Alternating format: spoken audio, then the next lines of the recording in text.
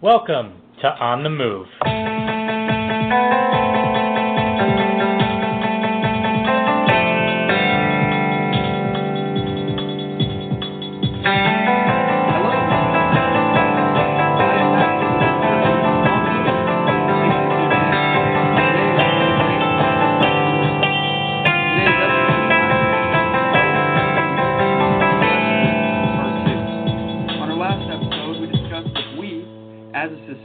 Are becoming more free or less free.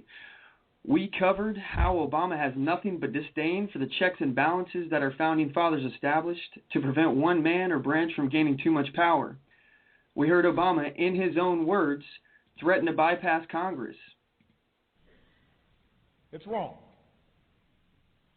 And I refuse to take no for an answer. These are ideas that have support from Democrats. They have support from Republicans around the country, independents around the country. I want to work with Congress to get them done. But when Congress refuses to act, and as a result hurts our economy and puts our people at risk, then I have an obligation as president to do what I can without them. And in January of 2010, April, May, and July of 2011, he said this. The Senate blocked a bill that would have created this commission. So I'll issue an executive order that will allow us to go forward, because I refuse to pass this problem on to another generation of Americans.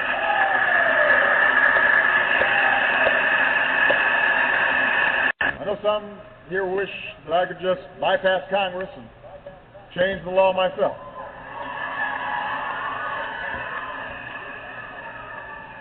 I know there's some folks who wish I could just bypass Congress. I can't.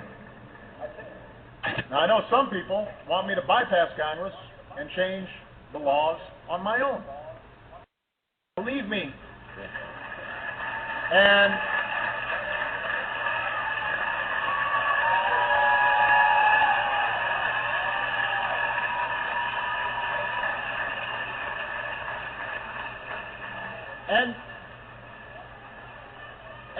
believe me, right now dealing with Congress, the idea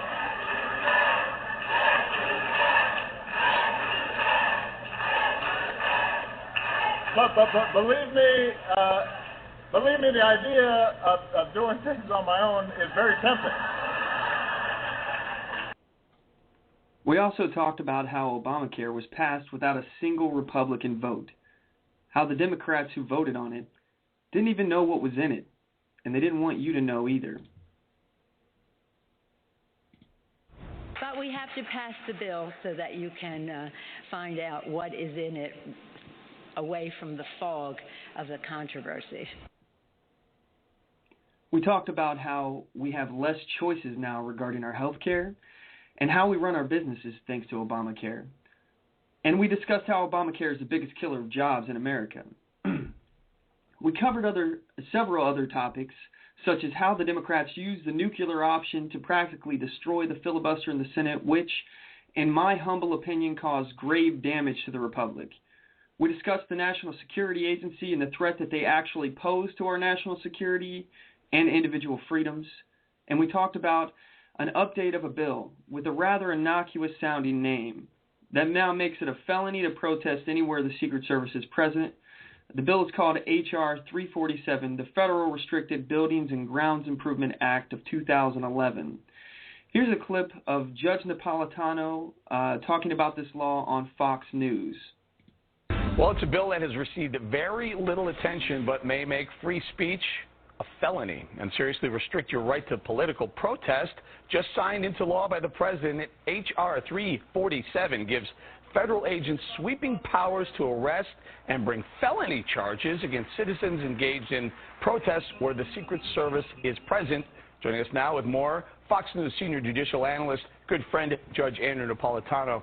Judge, the thing that jumps out off the page, felony?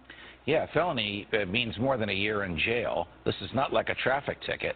For standing and protesting, the type of thing that for 230 years Americans took for granted because it was protected by the First Amendment, Congress shall make no law abridging the freedom of speech, has actually been abridged by legislation the President signed last Thursday, supported overwhelmingly by both parties, with very, very little public debate and very little debate in Congress. Basically allows Secret Service agents to decide where there are no free speech zones, not speech zones, no free speech zones.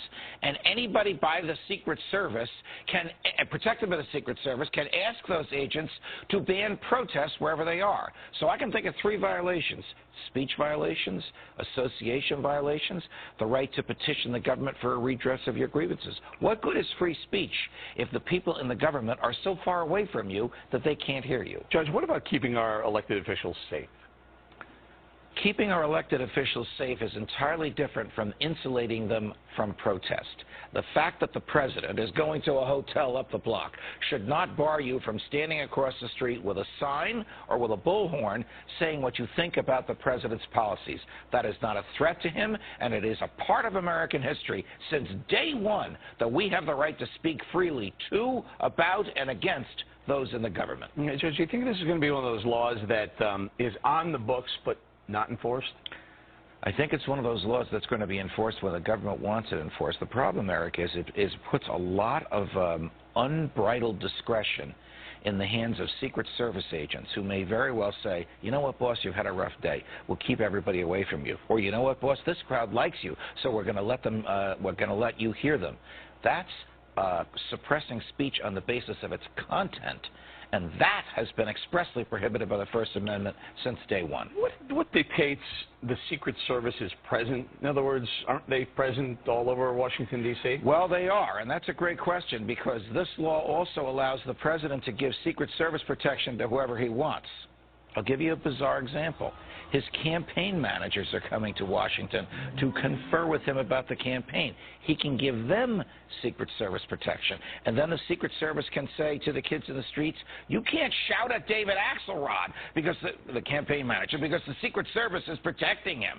This is a slow, creeping destruction of some of our basic liberties, and the president signed it in secret. And now some of the Secret Service are going to be providing services for the candidates now as well, right? Correct. So correct. People aren't going to be able to have their opinion about the candidates? If the Secret Service so declares. Okay, so I was just informed by my producer that the intro music was a little too loud, so I again would just want to say hello. Thank you for listening today. Again, I am Mack Worley III, and this is On the Move. Today we're going to be picking up where we left off last week. If you'd like to join the conversation, please give us a call at 619-924-0986. 619-924-0986. Or you can email the show at onthemoveshow.com. Like I said, this episode is a continuation of last week. So basically this week we're going to actually be talking about the nanny state and how they think they know what's best for us. Don't forget to check us out at onthemoveshow.com, here at blogtalkradio.com/onthemoveshow, facebook.com/onthemoveshow, youtube.com/onthemoveshow, and twitter.com/onthemoveshow. You can also check out our stores on onthemoveshow.com by clicking the shop link on the homepage. We have hundreds of products for sale on there, ranging from freeze-dried food to gear, to show merchandise, to clothes, to drinkware, to bumper stickers, and so much more. Your purchases will help make On the Move bigger and better. Thank you for your support. Okay, so moving on. Today is going to be a really good show. Like I said, we're going to be discussing again whether we as a country are becoming more free or less free. Are we gaining or losing freedoms? For the second hour, I will have a special guest on the show, Ben Philo. Ben is a good friend of mine, and he has forgotten more about the Constitution than I know. We will have an in-depth discussion on the Constitution, law, state, and individual sovereignty, and whether or not we're gaining or losing freedoms.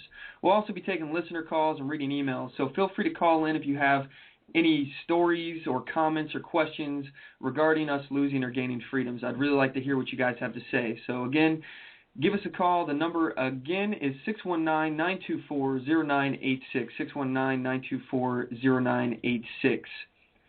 So let's talk about the growing nanny state. And what do I mean when I say nanny state? I mean a government that thinks it's their job to protect us and to shelter us from every danger in the world. And because of that, they feel it's necessary to restrict and regulate everything that we can and can't do. They're banning everything under the sun, not just guns. In the last episode, we talked about how they're trying to ban guns and the continued effort to do that.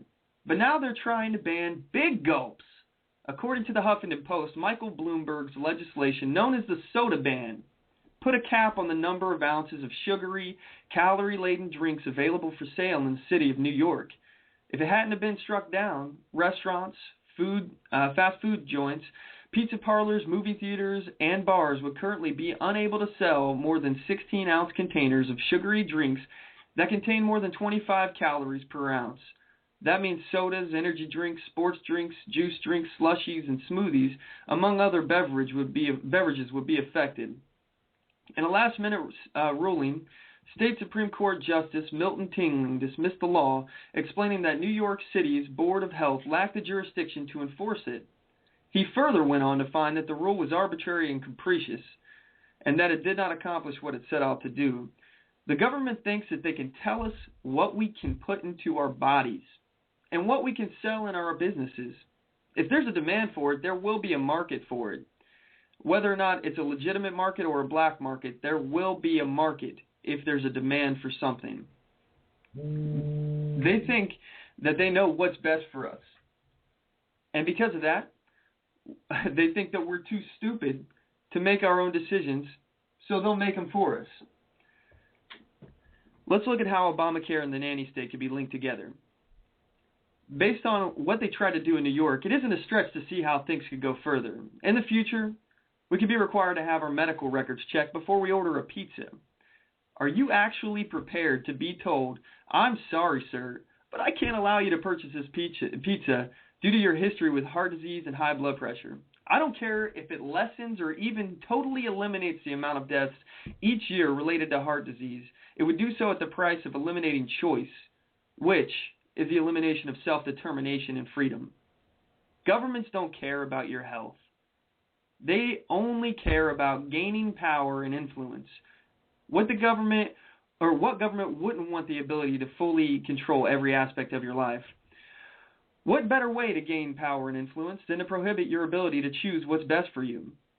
The bottom line is, when you lose your ability to choose, you're losing freedom. Let's take a walk down memory lane. During Prohibition in the 1920s, America tried to play the moral authority by banning alcohol. Alcohol was banned for several reasons. It was discovered that alcohol caused several health problems, and the progressive movement decided that the people were not capable of choosing what was best for them. Does this sound familiar to you? To those who aren't aware, Michael Bloomberg is in fact a progressive.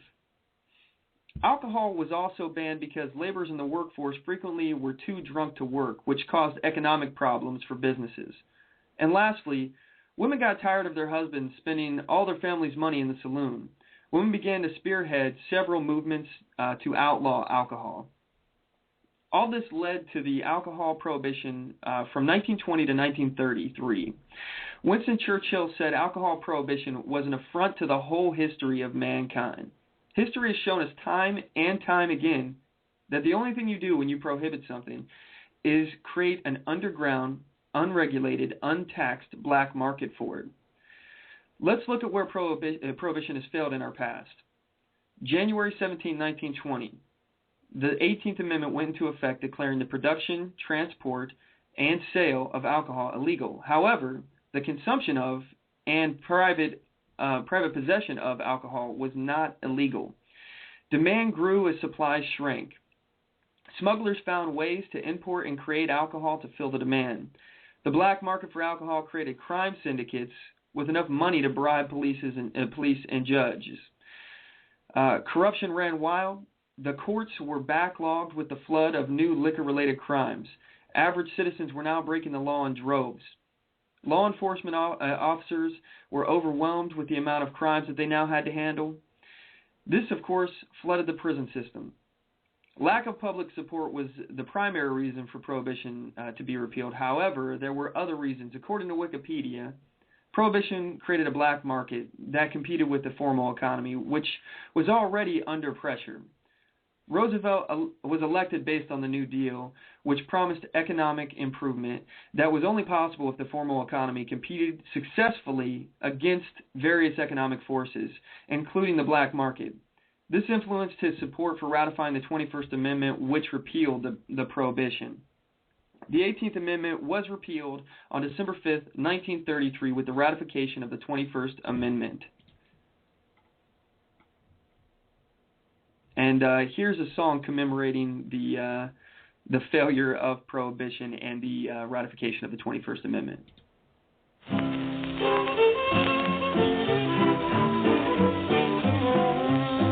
Prohibition is a failure most anyone can see, for whiskey sold in every town in the good old USA. Oh, the policeman will arrest you, he'll lock you up in jail, he'll drink up all your liquor and turn you out on bail.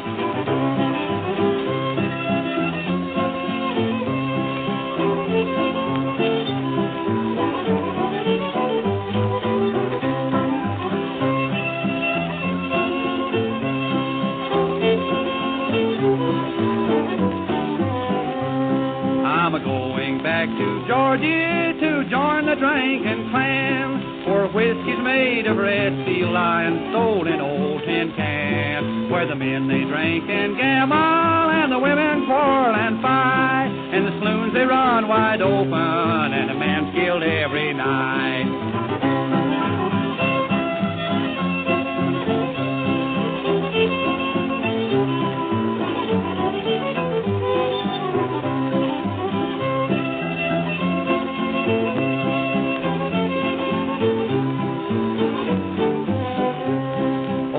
Shiners in the mountains, they operate the stills. They're true blue to each other.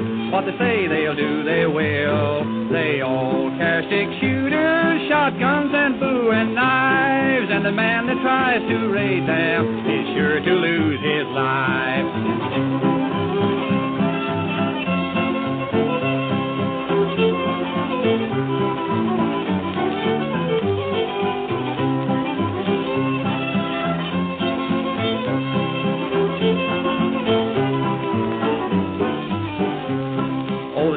Dude, he makes homebrew most anyone can learn. He takes a can of old malt syrup and an old-fashioned churn. He adds a cake of Easter too, and he lets it work and foam. And a bottle or two on Saturday night, he'll sing My Home Sweet Home.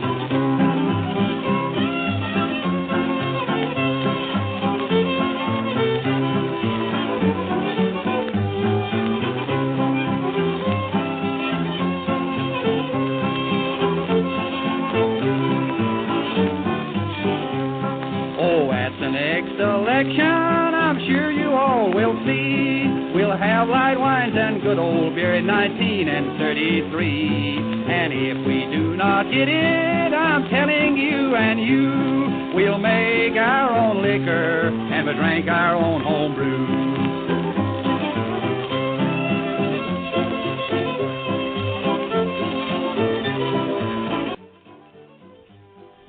And that was the knee-slapping tunes from Low Stokes, Prohibition is a Failure of 1929.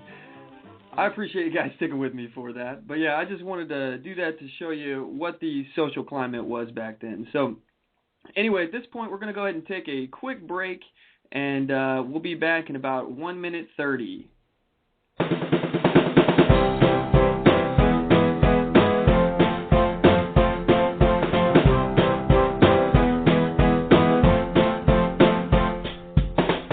Support On the Move. Help us make this podcast bigger and better. You can do this by going to our store and purchasing one of our hundreds of products. All designs are original and made for patriots like you. Just go to cafepress.com/onthemoveshow. We appreciate your support. Need design services?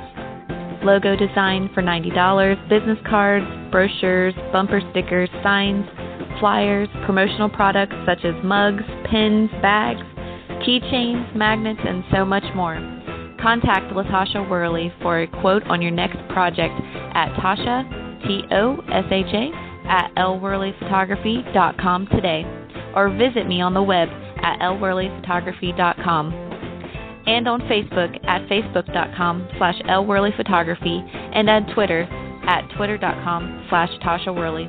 Show your support for a designer who believes in the Constitution and your rights. And we're back. Okay, when we last left here, we were talking about the alcohol prohibition of the 1920s. And if we're going to talk about prohibition, we're going to have to talk about the current prohibition that we're in. So we're moving from one prohibition to another. We have to talk about the war on drugs. I know many of you may not agree with me on this topic, and that's perfectly fine. You are indeed entitled to your opinion. However, please allow me to discuss the similarities between the prohibition of alcohol and the war on drugs in America, and how they're linked with the nanny state. The prohibition and subsequent war on drugs in the United States has created an underground, unregulated, untaxed black market for drugs. This black market has propped up powerful drug cartels which gain their power from the money they make from the sale of these drugs. These drug cartels are now so powerful, they rival the power of governments. Corruption is running wild in countries like Mexico, where these powerful cartels are now bribing law enforcement officials and judges to work for them. In the United States, police are overwhelmed with the amount of drug-related crimes that they're seeing now. Crimes without victims, which are turning citizens into felons. American courts are backlogged due to the amount of nonviolent, drug-related offenders in the system. Prisons are flooded, and we are releasing violent offenders to make room for nonviolent drug offenders. Does any of this sound familiar to you? It's exactly what happened during the alcohol prohibition, but on a much, much bigger scale. The war on drugs has failed the same way prohibition of alcohol has failed. It failed because prohibition does not work. So what's the solution? I know this is going to be unpopular among many, but I believe that drugs should be legalized. All drugs. I know that may sound extreme, but I think it's for the best, and let me tell you why. If we legalized all drugs, we would be disassembling the drug cartels around the world, which would dramatically decrease drug-related crimes, and it would eliminate the threats that these cartels pose to governments of other countries. It would also make us safer here at home, because we wouldn't have to worry about terrorists using drug cartels to smuggle a nuclear weapon into our country. Also, there was recently on the news, I've been following this story, I think it was the nuclear material that was stolen in Mexico. I think it was called cobalt 10 or something like that. But anyway, this stuff apparently got stolen, and this is the kind of material that can be used to create a dirty bomb. So we have a whole lot of situations right now where there's a lot of threats that are being posed to our country, and some of these threats are being posed by these drug cartels. It's very likely that the drug cartel had something to do with this nuclear waste being stolen in Mexico. I'm sure a lot of crime that goes on there is related to the drug cartels. But in either case, now this stuff that they now got, they actually were able to get it back. But this isn't the first time it's been stolen, and it's not the first time that before they've actually not been able to get it back. So with that in mind, we have nuclear material out there that they can use these drug cartels' smuggling operations and rings to smuggle the stuff across the border, and terrorists can use them to create dirty bombs on our soil. But I digress. Let's move back to what I was saying originally here. We would be able to use the tax money from the income of selling drugs, which we could then use on drug rehabilitation programs. I know that sounds weird, but this would help get people off of this stuff who are uneducated about it, and we could create educational programs to educate people about the dangers of drugs. We could also, and I think most importantly, use this money to pay off our deficit. we would be able to save billions every year on prisons because it costs approximately $47,102 per year per inmate in our prison system. In 2010, we had approximately 97,472 inmates that were in just federal prison for nonviolent drug offenses. That's $4.5 billion we spend every year on nonviolent drug-related offenses. This number also does not reflect the money that law enforcement spends every year on the fight to fight the war on drugs. This is, you got to talk about the man hours that they're spending to hunt down these guys, all the resources that they're using. It's easy to see how the money can add up. Not only will we be earning money from the legalization of drugs, but we'd be saving money from legalizing them as well. For me, it all comes back to the money and individual freedom of choice. Money gives power to the cartels. If we take that away from them, we take their power. We have almost $17 trillion in debt, and we need to find ways to dig ourselves out of this debt by cutting spending and finding new ways of earning revenue without crippling our economy. We cannot afford to keep kicking the can down the road, ensuring that our children and our grandchildren will be slaves to this debt. The government has no right to play moral authority. They don't have the right to tell you how big of a soda you can drink. They don't have a right to ban alcohol. They don't have a right to ban drugs. And they don't have the right to tell you what you can and cannot put into your body. Let me be clear, though. I'm not advocating the use of drugs. However, I am saying that if someone uses drugs and they don't infringe on the rights of others, there is and should be no crime. We should not have to pay $47,000 per year to house someone who didn't hurt anyone. This is not about drugs to me. This is about the government overstepping their bounds. This is, once again, about the government deciding what is best for you because they think you and I are incapable of making our own decisions. If drugs were legal tomorrow, would you go out and start doing crack? I wouldn't, and I'm pretty sure you wouldn't either. We're smart enough to make up our own decisions, or make up our own choices here. I have faith in you and your ability to reason. More importantly, I have no faith in the government to look out for us. I have even less faith that the government can look out for us. And I have the least faith that the government is actually able to make better decisions than you and I. So what else are they trying to ban? The government is trying to ban wood stoves. Here's a news report on the stove ban from right here in Washington. Believe it or not, we are trying to ban Washington wood stoves right in our backyard. Here we go.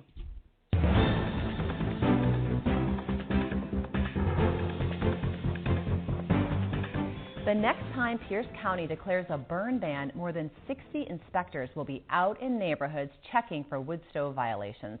And new rules could hit violators with $1,000 fines for wood smoke pollution. It's part of a countywide campaign to clean up our air. It's tempting to throw a log in the fire, but the smoke from that fire too often puts us in violation of federal clean air rules and can jeopardize our health. This is a dangerous and serious situation in Pierce County and Tacoma. The air quality is bad enough that we really need to change our behaviors to make it healthier for all of us. Wood smoke pollution levels in Pierce County exceed the national limit at least 10 days every winter, and exceeding the levels could cost us federal money for transportation and keep businesses from moving to the county. You can smell it, you can see it, our instruments show it at the same time. Air monitoring stations prove the culprit is wood smoke. This filter traps particles that are too small for even our body to keep out. It's black, it's nasty looking, and it's not good for your health because it comes into the lungs, and the small particles will go deep into the lungs.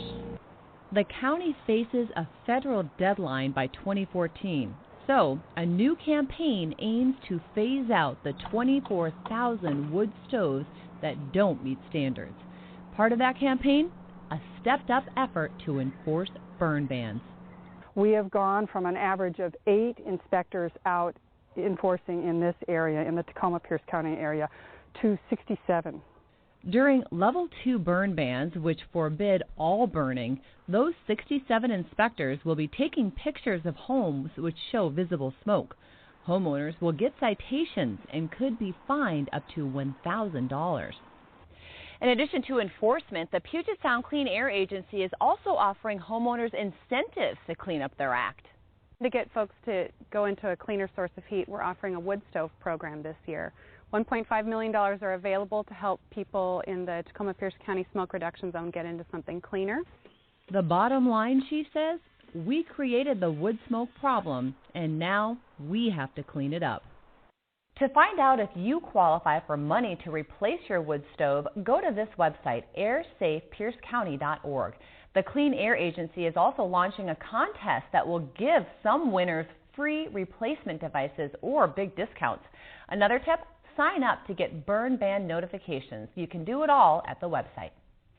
Replacing 24,000 old and uncertified wood stoves is a huge undertaking, and there are bound to be lots of questions. Joining me today is Craig Kenworthy. He is the Executive Director of the Puget Sound Clean Air Agency. Craig, with so many people having wood stoves here, how do they know if theirs needs to be replaced? Heather, thanks. So one of the things is you can look at your stove, and as a shortcut, you can say to yourself, okay, do I have glass doors on the front of my stove? If you've got a stove that doesn't have glass doors, for example, that probably indicates it's an older uncertified stove, those stoves before 1995, before we started putting pollution control devices on the stoves.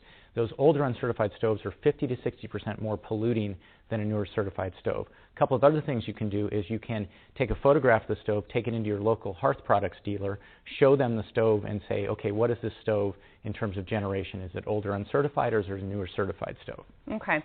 And I know that as soon as we have our first burn ban, people could get in trouble if they don't obey the ban. But I know that really you don't want to be giving out $1,000 fines.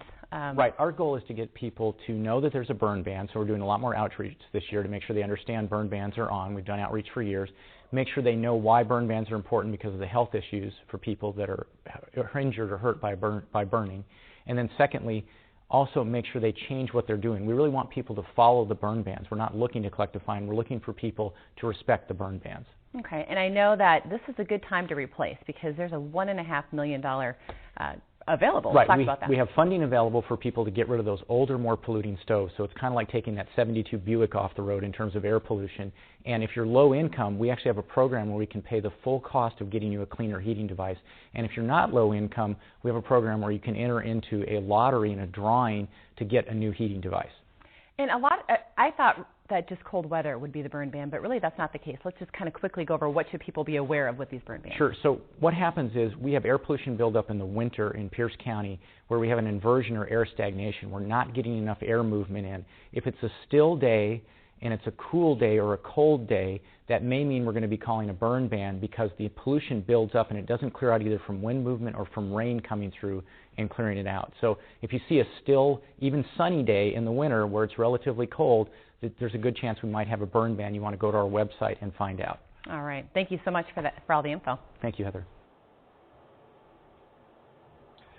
Okay, so that is what they're doing right now with the wood stoves.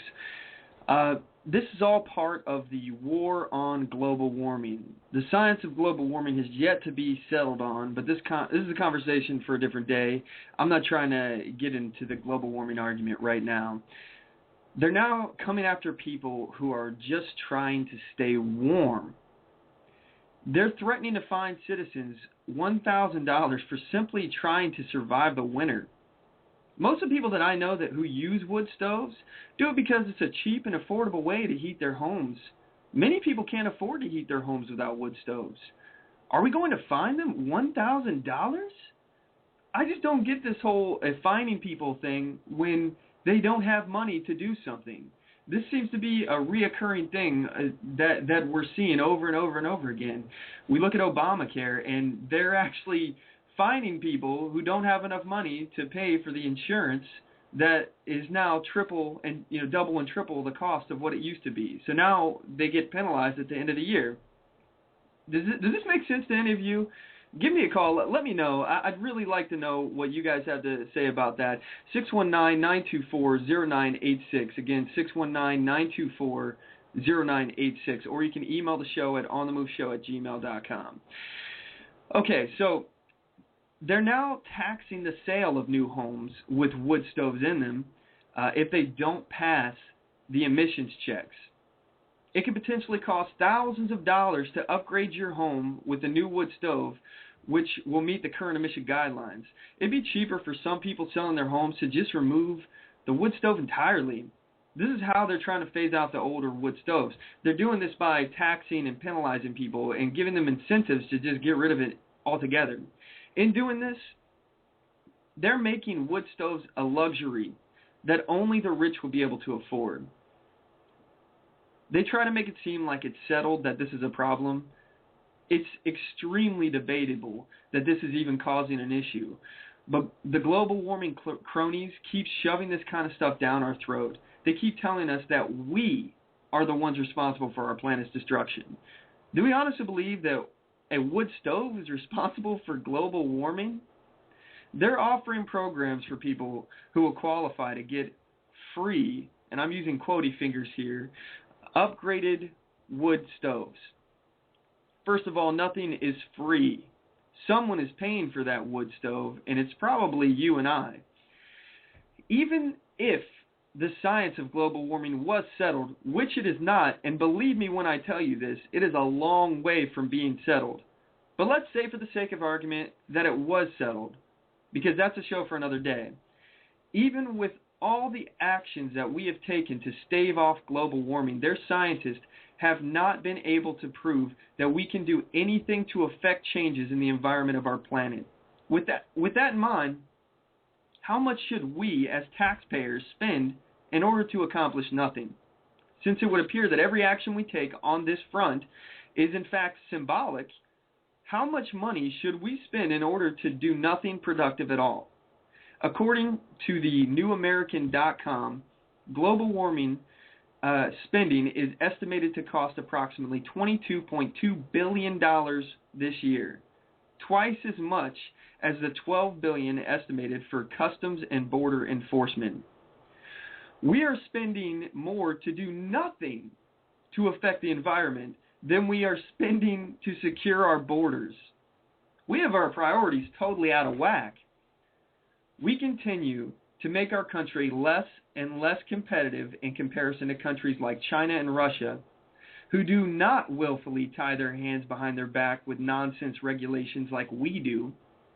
We close power plants and accomplish nothing but create a more of a dependence on foreign energy. We regulate carbon emissions, which only make businesses outsource because there's no incentive to produce in America, which moves jobs overseas. And we fine Americans who just want to stay warm by the fire like so many generations did before them. Where do we draw the line? The influence of the government keeps pushing further and further into our lives. Let me tell you a story I heard. Someone I know, they were telling me how they had built greenhouses on some of their property. And they were using those greenhouses not to grow anything in them, but they were storing things in them to keep them dry. And the county came in, and the county told this person that you can't store stuff in these greenhouses. You have to grow something in the greenhouses. And they didn't understand why. And they asked, and the county tells them it's an agricultural thing. So because you have an agricultural building on your property, you have to grow something in it, according to the county. What's the difference between a shed and a greenhouse? Not a whole lot when it comes to just trying to keep things dry. But who is the county to tell somebody what they can do on their own property? Anyway, the person that told me the story, they said that they ended up just growing a line of corn in there, and it called it a day, and then they were still able to store stuff in it. I also got another story here about the county also in the same area getting involved with somebody trying to upgrade their house. They wanted to add an extension to their house, and the county wouldn't let them do that because they didn't have enough the ability to get enough fire or water up there in case of a fire. So the county, again, is overstepping their bounds and telling people what they can and can't do with their property. Who do these people think that they are? What makes them think that they have the right to tell us what we can and can't do on our own property?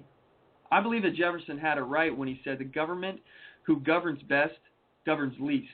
I think our government officials need reminded that they work for us. I think it's time to clean house. Let's send these officials a message like we did in Colorado. If we start sending them home in droves, maybe they'll think twice before they violate our rights. Anyway, at this point, I'm going to go ahead and take another quick commercial break. If you guys want to give us a call in here and tell us your stories, if you have any comments or questions, give us a call at 619-924-0986. Again, 619-924-0986. And here we go to break. We'll be back in 1 minute 30.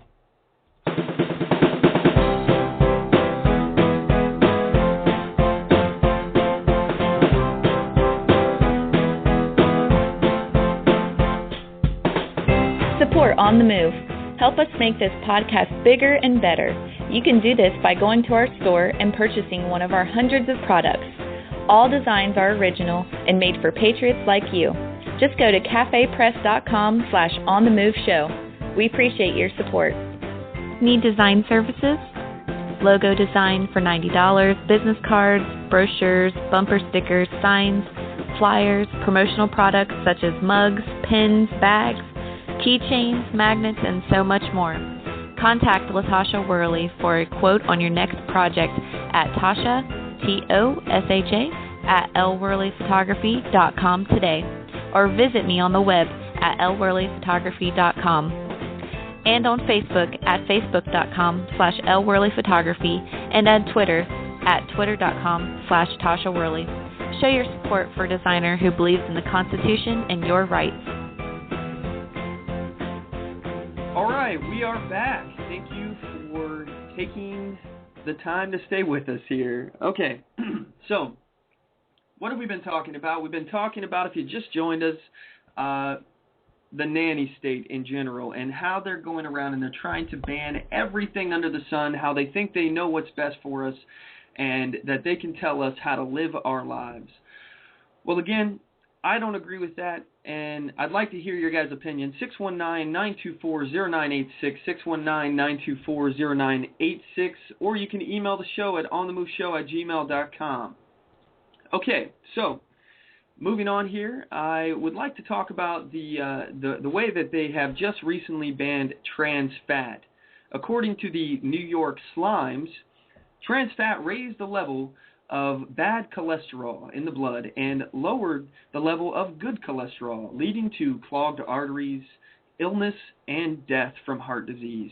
The Institute of Medicine concluded that there is no safe level of these fats, and people should eat as little as possible. Federal health officials estimate that eliminating trans fats would prevent 20,000 heart attacks and 7,000 deaths from heart disease each year. Here is Representative Louis Evangelidis debating in his opposition of the trans fat ban. Thank you, Mr. Speaker, and through you to the members. I also rise in opposition to this bill we're debating today. You really have to ask yourself as legislators, where do we draw the line? I mean, there has to come a point where we say it's none of our particular business if people are behaving in a way that we don't approve of or may not be in their best interest, because we live in a country where we honor and respect freedom of choice. And I think this is a classic example where not only where we have to draw the line, we have to draw it way further back than where we're thinking about doing it today. I know if you think about it, I know you do, we certainly recognize that cigarettes aren't healthy. I think every single one of us has probably been up here at one time or another or made some statement regarding the unhealthiness of cigarette smoking, and yet we don't ban cigarette smoking in Massachusetts. Certainly alcohol has caused extraordinary amount of hardship in this country. Personally, we've had effects where it has drunk driving. It's had such a negative effect in society, but we don't ban alcohol. We'd have no bill here today to ban alcohol. I guess if you want to start thinking where we're going to draw the line, what about sodium? My goodness, have you ever read the contents of a can of Campbell's soup? Campbell's tomato soup has so much sodium in it, it almost immediately can come close to making you ill. And yet there's nobody here today saying we've got to ban sodium or excess sodium in foods. How about sugars? Do you realize that there are 12 tablespoons of sugar in a can of Coke? Now, maybe some of you don't realize that because I've seen some of you drinking Coke around here, maybe even just the last week. But I think, you should be aware of that, and maybe some of us who are looking out for you should file a bill that says you can't drink Coca-Cola anymore because there's so much sugar in it, it's so devastating to your health. Because you all know if you put something with rust in it, you use Coca-Cola to get it off. I think that sounds pretty serious to my health, and I think we ought to be considering banning that if we're going to take on trans fats. I think what's interesting about the current situation is right now, restaurants are required to inform patrons, if margarine is used in place of butter, and not all trans fats are even identifiable at this point in time. I would only suggest maybe we have a duty of legislators to make people aware of unhealthy things they may be ingesting into their bodies. Perhaps we'd want to have restaurants, some of you may want to consider a reasonable approach if we make restaurants identify themselves if and how much trans fats they use. But I certainly think we owe the respect to our constituents to let them make the determination whether they wish to ingest this food. That's not our job. That's not our right.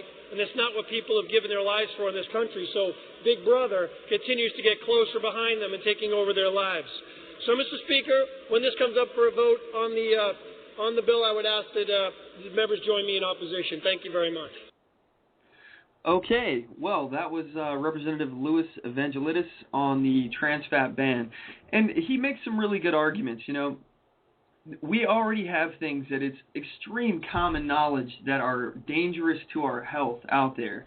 They already tried to ban alcohol, and because public support wasn't there for it, they were unsuccessful. So now we knowingly have a product out on the market that is unhealthy for us. We also have cigarettes out there that are knowingly unhealthy for us, but we're not talking about banning cigarettes. Cigarettes are one of the worst things that you can possibly do, and yet it's okay. So why are we going after freedom of choice like this over and over and over again? We see this. I have here on the line a friend of mine. His name is Jim. I'm going to go ahead and bring you on the line here. I know we had some confusion about today you being on the show today, so I appreciate you calling in. Thanks, Jim. Are you there? Yeah, I'm here. I just had one of my computers is dying, and I just got a Windows 8, and I'm trying to understand it. So anyway, I just wanted to throw in a few points about what you're talking about. I know we're going to get to the main topic later. But when you were talking about global warming and me having a background in science, I want people to remember the Institute of Global Warming in England about 2 years ago. They, and I don't have the exact name, I'd have to look it up, but they were accused by hackers of falsifying information that made global warming seem more real. And there were emails going around about how, and this is a real nice place, and it's on the coast of England. It's got a view over the ocean, and the guys who were in there wanted to keep this, this cush job. So some of the things that you can do to change the statistics are taking offline weather stations that are in the countryside where it tends to be colder, and all the news stations that you put in go into urban areas. And so just statistically, you're going to change the numbers. Another thing is, remember, it used to be called global warming, and now it's climate change. Yeah. And even before that, it was, when I was in college, they thought an ice age was coming. But how many of our lawmakers actually understand any of the science in this? The main thing that I see going around are these carbon credits, and there's carbon credit trading banks, and actually on a forum somebody wrote in about these things, and I went and looked it up myself. There's about a half a dozen banks that are created to create carbon credits that corporations have to buy to keep their business running. and a lesser polluting company can trade credits for something with a company that pollutes more. And so these trading houses can be pretty lucrative to investors. And it turns out that Al Gore, someone who is pushing the climate change bandwagon, he's a heavy investor in more than half of these carbon credit trading banks. Yeah, Jim, I actually wrote an article on my blog, on my website, about how the carbon tax is going to make Goldman Sachs and Al Gore trillions in taxpayer dollars. Yeah. They've actually guy who just bought waterfront property. Oh yeah, yeah. Well, they've set up the Joyce Foundation was giving Obama money between 1994 and 2000 to form a company called CCX, and it's also known as the Chicago Carbon Exchange. CCX top two shareholders are Goldman Sachs and Al Gore. Goldman Sachs was Obama's top campaign contributor. And we all know about his relationship with the Democratic Party and the progressive movement to Al Gore.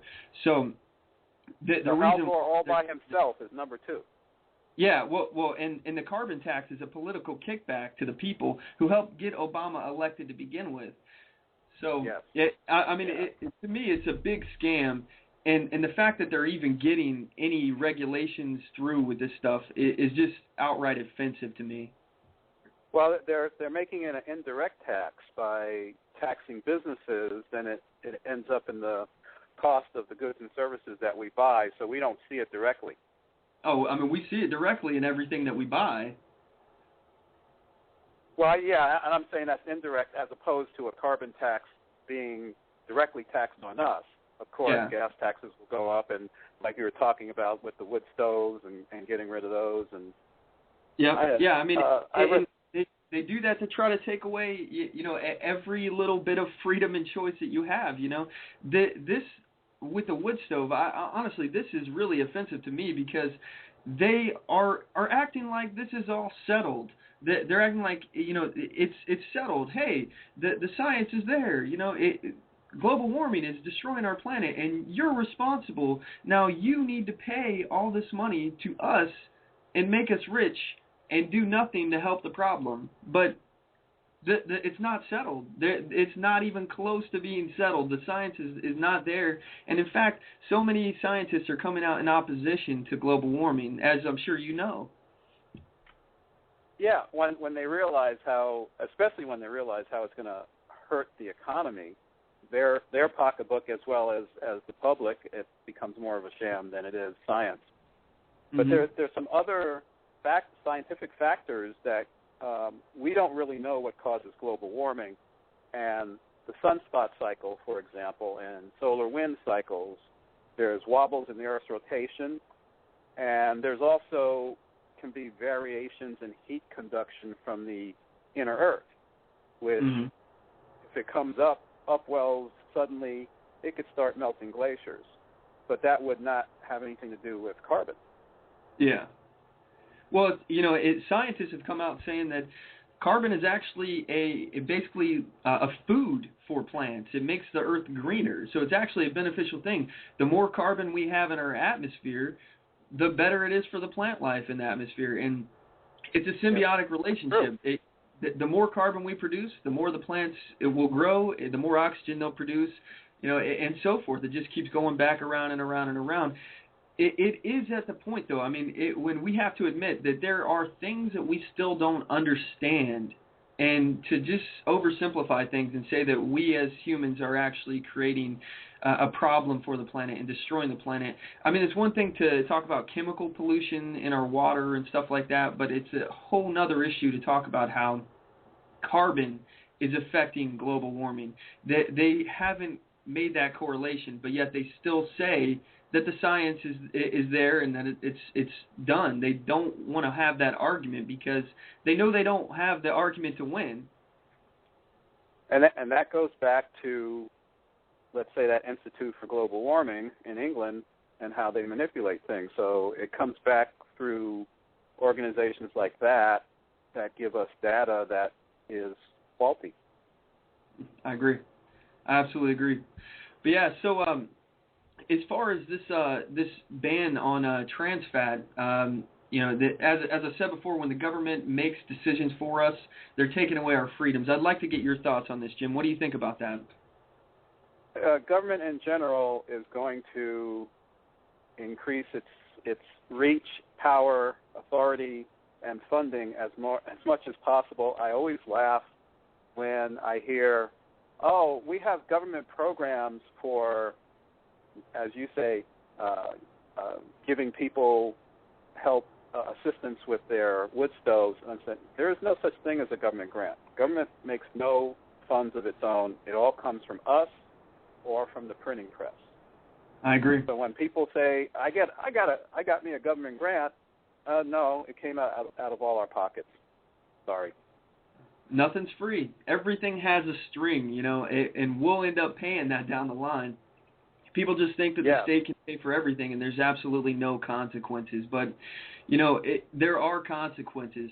And when we start giving the government the right to take away some of our choices, they'll expand from there. And that's the underlining problem of the progressive movement, in my opinion. They want to regulate something small, and then they expand, and then soon the government's regulating things that they didn't want them to. You can't give the government the power to regulate one thing under the guise of public safety without giving them the power to regulate everything under the same premise. Oh, and think about how many of these regulations are from lobbyists. I drink raw milk. I think it's healthier than the store-bought stuff. Yet a regular dairy farm can have infection breakout. They'll get a fine, a slap on the wrist, and they'll go back to business. And in Clark County, I think it was Clark County, might have been Lewis, there was one farm where sold raw milk, and there was a 5-year-old girl who thought she got sick from drinking the raw milk, but she wasn't absolutely sure, and they shut the farm down, basically. Mm-hmm. Yeah, I got a buddy of mine. Me and him have been having some conversations about the war on supplements, basically, and also the raw food movement. There's a lot of stuff going on with that, and they're not really. In my opinion, they're doing everything they can to kind of put a halt to this because they don't have control over the product at that point. Do you remember if you're old enough, the Roadrunner cartoon series? I do, yeah. And everything came from the same company, Acme. Yeah. And long ago, I thought that's the way that corporations are going, to the point where everything's going to come from one company because of monopolies. Well, the only difference is nowadays everything comes from just a handful of companies with 10 different company brand names in it. So you could have, you could buy 4 different products in the store, and they're all, labeled with a different company name, but they're all part of one umbrella company that's all part of the same. And how the big banks are trying to shut down the credit unions. A lot of people, I think it was last year, there was a switch to credit union day, and a lot of people did. And the banks want that business, so they either want to buy the credit unions or get rid of them by taking away their tax-exempt status. Wow, yeah, that's pretty crazy. They've been doing all sorts of things with the banks lately. I know J.P. Morgan Chase just went out and made it so that you can't. There's now a limit to how much you can pull out of your bank account at one time. Did you hear about that? Yeah. And there's something else. That to me is crazy. They're restricting how much of your own money you can get. Well, that ties into something, and I haven't verified this myself. Maybe you or a caller can call in. But there was a ruling that once you put money in the bank, it becomes the property of the bank. And I heard I've actually heard something about that. I don't know enough about it to confirm or deny that or not. So. Yeah, I haven't researched it, but I could see banks wanting to do that. Yeah, I'm sure. That would definitely help them prevent runs on the bank. So, But hey, anyway, Jim, I really appreciate you coming on. I got to cut to a commercial break, and when I come back, I'm gonna have Ben Philo on for the rest of the show. If you want, you can stay on hold, and I can bring you in, and we can all talk about stuff, or I can just have you on the next show. What would you like to do? I'm gonna listen to the show anyway. I'll just keep my phone on. Okay, alrighty. Well, I'll go ahead and put you on mute real quick, and I'm going to cut to a commercial break. Thanks for calling in. I appreciate it.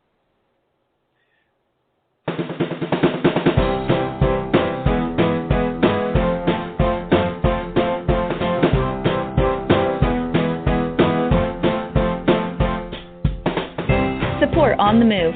Help us make this podcast bigger and better. You can do this by going to our store and purchasing one of our hundreds of products. All designs are original and made for patriots like you. Just go to cafepress.com/onthemoveshow. We appreciate your support. Need design services?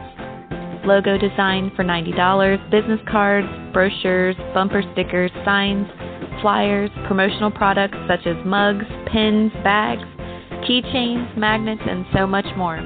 Contact LaTasha Worley for a quote on your next project at Tasha, TOSHA, at lworleyphotography.com today, or visit me on the web at lworleyphotography.com, and on Facebook at facebook.com/lworleyphotography, and on Twitter at twitter.com/Tasha Worley. Show your support for a designer who believes in the Constitution and your rights. All right, we're back. When we last left here, we were talking about how they had recently banned trans fats and basically how the nanny state is overpowering us and trying to take control of every aspect of our life. So when I last left here, I was talking about how the government will try to regulate everything, and we were talking about trans fats. Let's take a look at both sides of the debate from a CNN interview in which they were talking about reasons why or why not to ban trans fats. Here we go.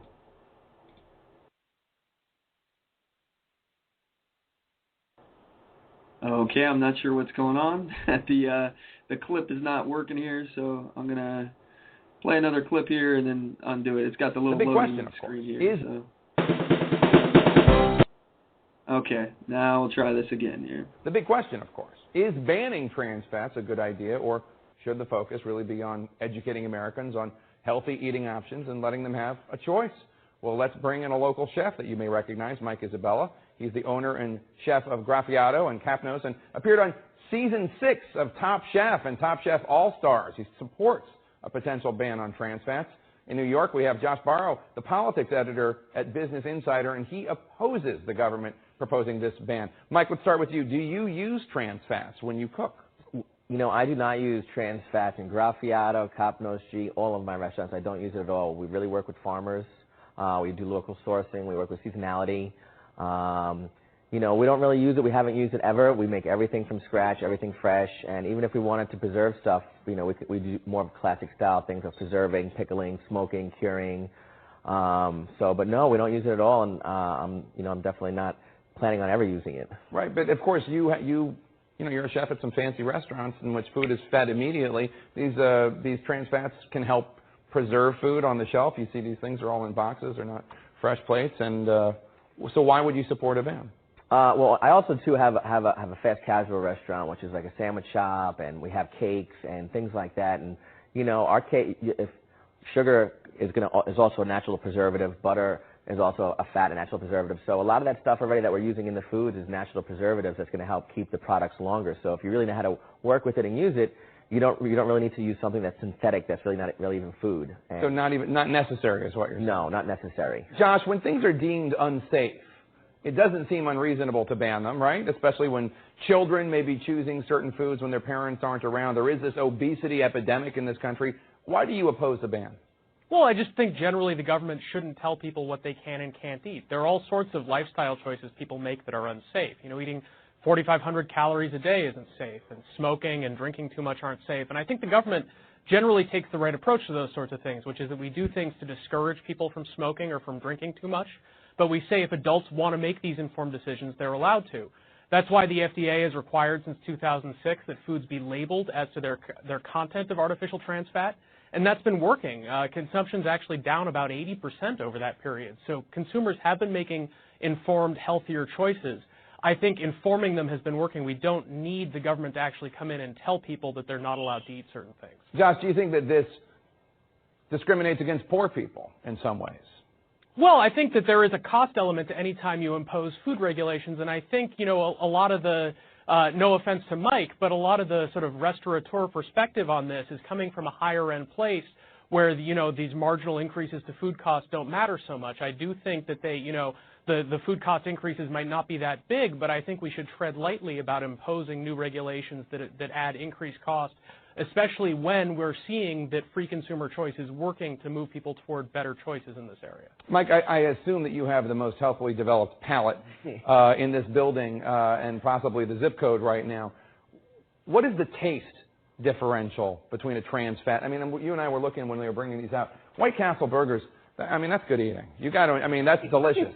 White Castle burgers are delicious. It is delicious. It's also delicious after a couple of drinks, but I mean, if I'm working with a product, it's just as easy to make something just as tasty to get, some ground beef from the store, a piece of cheese, some onions, and some bread, and you're going to have the same thing. It's really saving you some time, a couple of pennies here and there, but it's not like something major where this tastes so much better than what you can make at home. It's really more about time and products. Trans fat doesn't make things taste better. It's just, really something that I wouldn't use. Josh, we've seen this movement away from trans fat. McDonald's says it no longer uses trans fats in its fried food. New York City, of course, has a ban on artificial trans fats in restaurants. If there's success in New York and it's healthier for people, why not move it to a national level? Well, again, just because I think that the market is working this out on its own. Now, I grant that part of what has moved restaurants like McDonald's in that direction is the fact that you had the New York ban. They had to make these changes in New York City. In a lot of cases, they said, well, it's not that difficult for us to make this move. Let's make it nationally. But it looks like there are certain products, microwave popcorn, for example, where trans fats seem to be actually, a significant advantage in those products. And that's why they're persisting there, even when we've seen this overall big reduction in trans fats. So I think, in a lot of cases, it's not that hard to not use trans fats. And I think the market's been pushing people in that direction with an assist from New York. But it's still a very heavy-handed thing to have the FDA come down and basically say everywhere no artificial trans fats. Mike, final word. I just want to basically sum up your position. As a chef, you're saying you don't need trans fats. They don't taste better.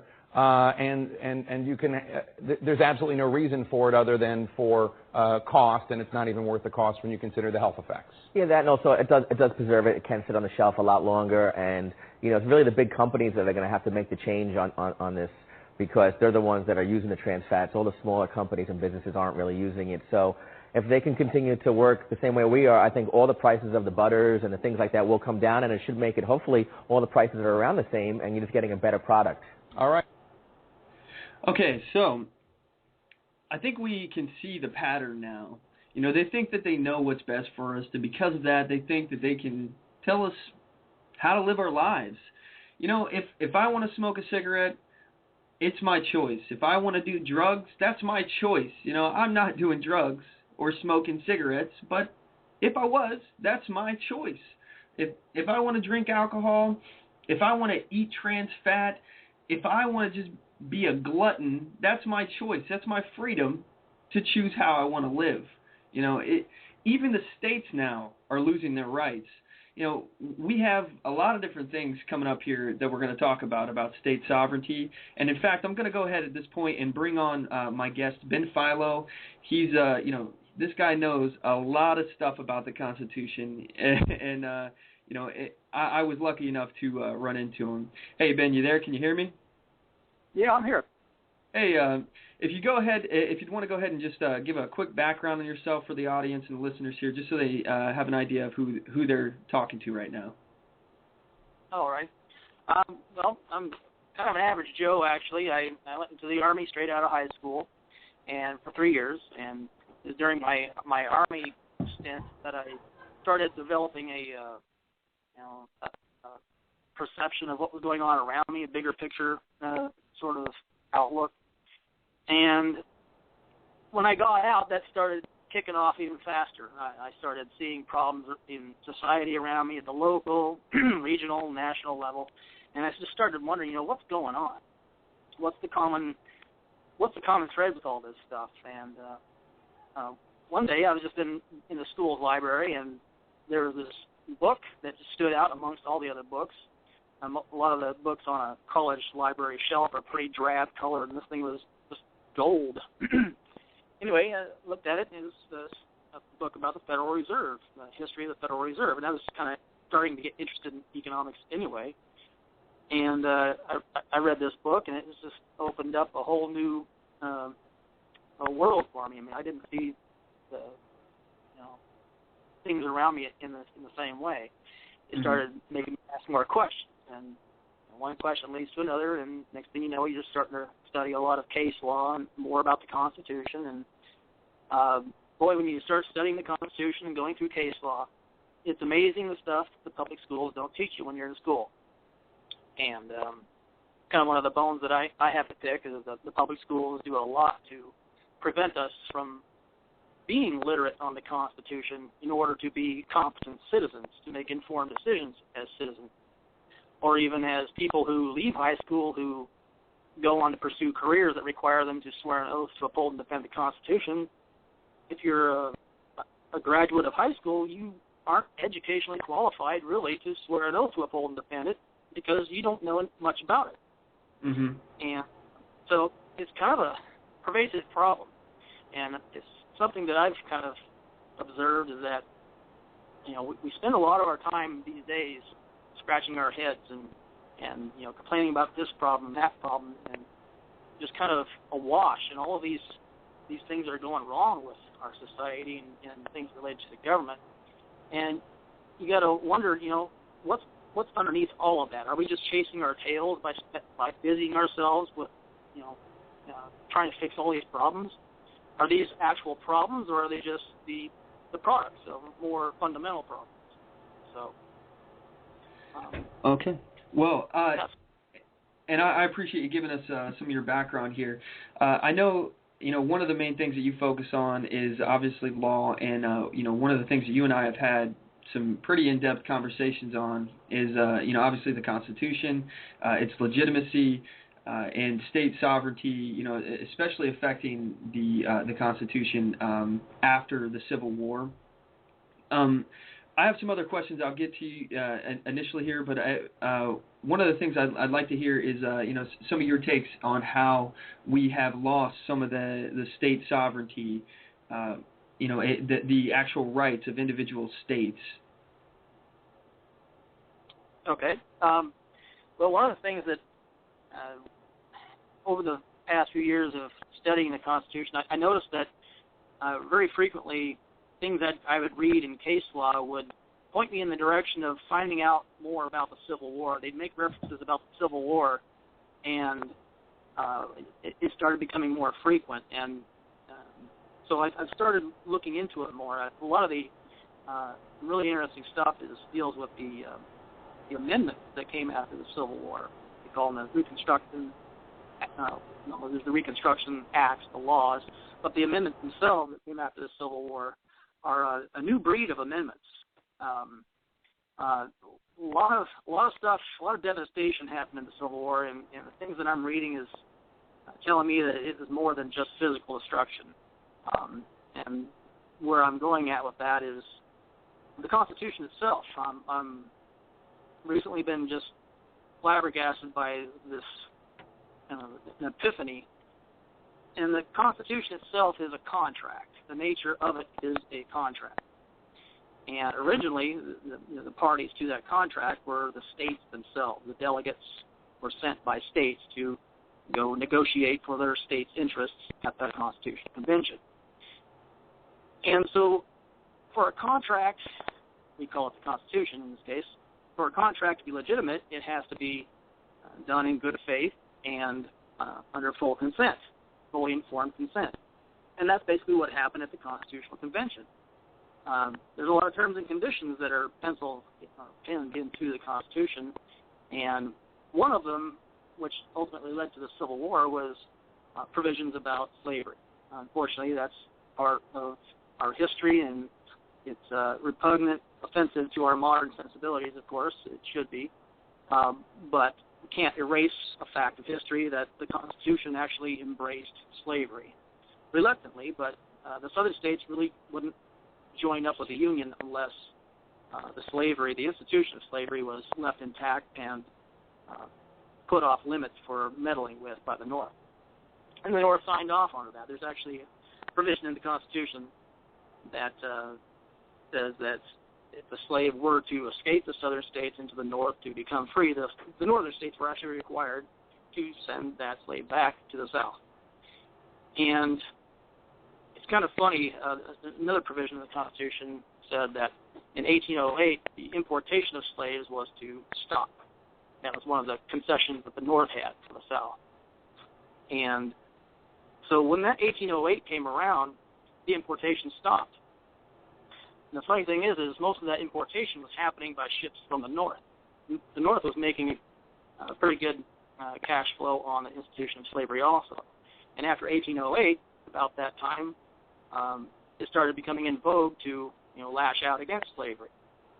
That's funny. It's kind of funny how when they didn't have a financial incentive to continue on the establishment of slavery, that suddenly people got offended by it. Yes, it's kind of ironic. But anyway, so the abolition movement started, and just as a follow-up, Article 4, Section 2, Paragraph 3 is the part that says, is the provision in the Constitution that says that slaves would have to return back to the states that they came from, to the owners. And back on track, what happened was the northern states started passing laws amongst themselves that basically said, no, we're not going to carry through with this provision of the Constitution. We're not going to send escaped slaves back to the southern states. And the thing is the South said at the outset in the Constitutional Convention, if we're going to join this thing, these are some of the things we're going to demand from you, and you're going to have to honor them. And that's what the Constitution committed them to. But ultimately, the northern states started reneging on that. And so it was a breach of faith, essentially, of good faith. Breach of contract, you might say. And when the contract is breached, the parties to it have the option to just leave the relationship, nullify the agreement. And that's what the southern states did. They just walked away. They said, hey, we had an agreement, and it was supposed to stick, and that was one of the prime conditions for us entering the Union. And so we're just going to go our own way. Good luck with what you want to do, but we're not going to be part of your club anymore. So when the southern states did that, they just exercised their right as a contract party to leave the contract. And when they did that, the contract ended. The parties to it that were original parties to it, half of them went away. And the contract no longer had any force. So you're saying that the Constitution became null and void basically at that point? The parties to it disappeared. They just left. That's what the southern states did. And so the contract we call the Constitution, essentially from the logic that I'm stacking up, that I have a hard time seeing it any other way. I don't want to see it that way, but just the logic of how it comes together, the Constitution as a contract ended upon the secession of the southern states. And so when you think of that, that means that the source of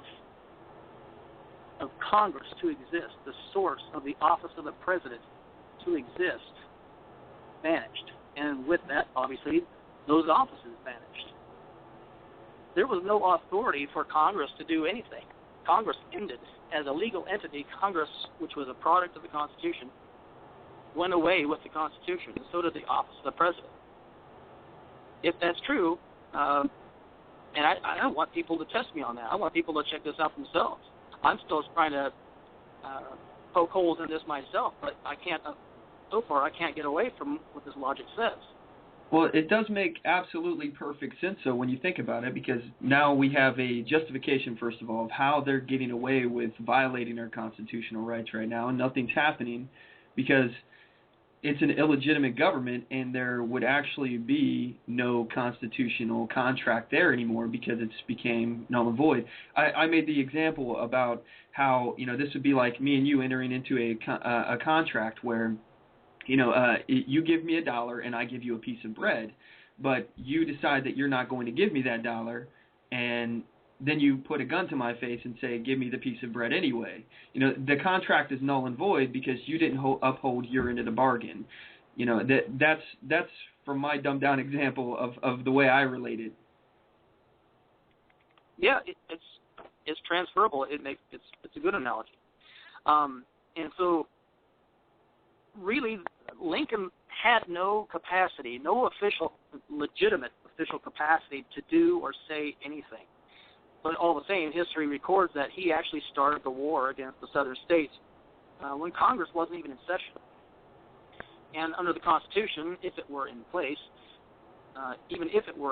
Congress had to declare a war first in order to authorize the executive branch to prosecute the war. So he started the war without Congress to boot, on top of everything else. And what's funny is a lot of the states from the north were opposing the war. A lot of the major newspapers up north were just lambasting him, just going off on him, basically making the same arguments that the southern states themselves were making for why they seceded. There's a lot of New York Times, New York Tribune, a lot of papers were just going after Lincoln. He actually imprisoned some. Without habeas corpus, he put them in prison for opposing his prosecution of the war. Can you define habeas corpus for our listeners who may not know what that is? Habeas corpus exists when the rule of civil law exists. It means that if you're put in prison, you have the right to appeal to the court to say, hey, court, make these guys pull me out of prison, put me in front of a courtroom, and I want to have this thing ironed out in a trial. Because right now all they're doing is hiding me away from society, and I don't have any recourse. Pull me out of jail so this can be tested by a court of law. And that's what habeas corpus means remove the body from confinement. Okay. I appreciate that, Ben. Hey, at this point, I'm going to take a quick break. We'll be back in 1 minute 30.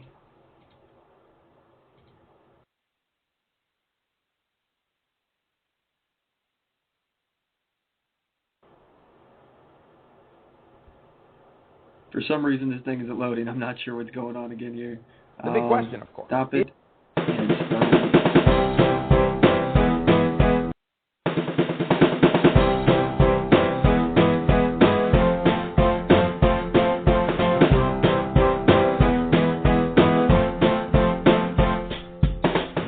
Support On the Move. Help us make this podcast bigger and better. You can do this by going to our store and purchasing one of our hundreds of products. All designs are original and made for patriots like you. Just go to cafepress.com/onthemoveshow. We appreciate your support. Need design services? Logo design for $90, business cards, brochures, bumper stickers, signs, flyers, promotional products such as mugs, pins, bags, keychains, magnets, and so much more. Contact LaTasha Worley for a quote on your next project at Tasha, TOSHA, at lworleyphotography.com today, or visit me on the web at lworleyphotography.com, and on Facebook at facebook.com/lworleyphotography, and on Twitter at twitter.com/Tasha Worley. Show your support for a designer who believes in the Constitution and your rights. All right, we're back. And when we last left here, we had Ben Philo on, and he was discussing how the contract with between the North and the South with the Constitution was actually broken upon the South deciding to leave, and they decided to leave after the North stopped upholding their end of the bargain in regards to slavery that was decided in the Constitution. So. Ben's back on the line. Go ahead and pick up where you left off, Ben. Sorry about that. Oh, no problem. So one of the things that, as we all know, the North won the war, and it's just by sheer force of the power of their industry, and they had way more people, and all kinds of things were on their side, and they physically won the war against the South. But the result of that war is that the southern states were previously, before the war, they were understood internationally as independent sovereign states, i.e. nations unto themselves. The result of a military conquest, the product of a military conquest, is the extermination of political self-determination. It means that you no longer have the capacity to make your own decisions anymore because we're going to run your life for you. You are conquered. And that's what happens with war. The rulers, the conquerors get to decide everything else from that point on. So that's where the South was at the end of the Civil War. And in 1863, about halfway through the war, Lincoln himself commissioned a lawyer out of Connecticut named Lieber, Harris Lieber, I believe. And he tasked Lieber with codifying all of the international war laws into a code. For the first time, war laws were put together in a code, and it was called the Lieber Code. And in the Lieber Code itself, if you take a look at it, it says that the only thing that stops, well, actually backpedal a little bit, these military laws, when they're enforced, it constitutes martial law. That is what martial law is. Whenever an aggressor enters into another landscape and conquers the people there, the form of rule that's in place in that scenario is martial law. And that's what the Lieber Code deals with. And in that Lieber Code, it says the only thing that stops that state of affairs, that form of governance, martial law, is a peace treaty. And at the end of the Civil War, the capstone finish to the hostilities was the surrender of Lee at Appomattox Courthouse to General Grant. But the thing is that was just a military surrender. It wasn't a peace treaty, partly because Lincoln refused to recognize the Southern States Confederacy as a legitimate government itself. So on a couple of levels, the end of the Civil War did not end in a peace treaty. It was just a military surrender. And so, that being the case, given that the Lieber Codes say that martial law only ends with the peace treaty, if there was no peace treaty, then apparently the Lieber Code is still in effect. And as a matter of fact, I found a website that put together a report for Congress dealing with the national emergency powers.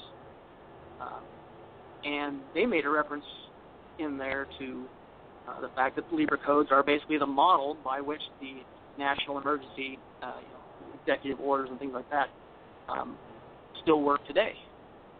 So if this is